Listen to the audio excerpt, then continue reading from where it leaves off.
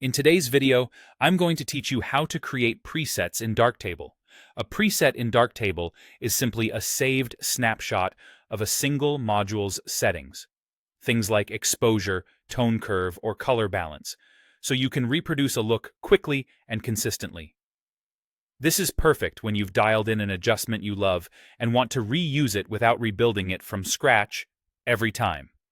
Start by opening a photo and switching to the darkroom, which is Darktable's editing view. This is where all the powerful modules live, and where you'll craft the adjustment you want to save. Choose one module to focus on. Remember, presets are per module, not for an entire edit, so decide which tool you want to capture. Now, make your adjustments inside that one module. For example, in exposure, you might set the exposure boost, tweak the black point, or enable compensation. In white balance, you could warm up the temperature or refine the tint. Move the sliders until the image looks exactly right for the look you're chasing. Take a moment to nudge values and preview before and after, because whatever you set here will become the preset. When you're satisfied, look at the header area of that same module. You'll see a small icon with 3 horizontal lines, often called the hamburger menu. Click it to open the preset menu for this module. This menu is dedicated to presets for that specific tool, so you're in the right place.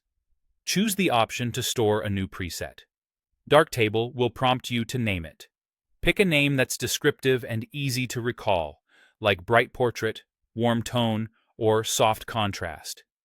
Good naming saves time later and helps you avoid confusion when you're browsing a list of looks.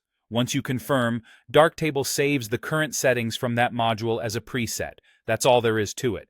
You've captured a reusable adjustment that reflects the sliders exactly as you set them.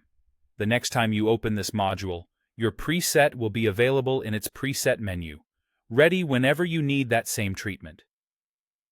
A quick tip before we wrap up.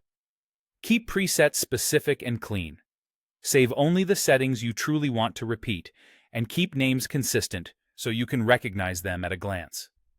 With this simple workflow, you'll build a reliable, personal toolkit of looks that speeds up editing while keeping results consistent.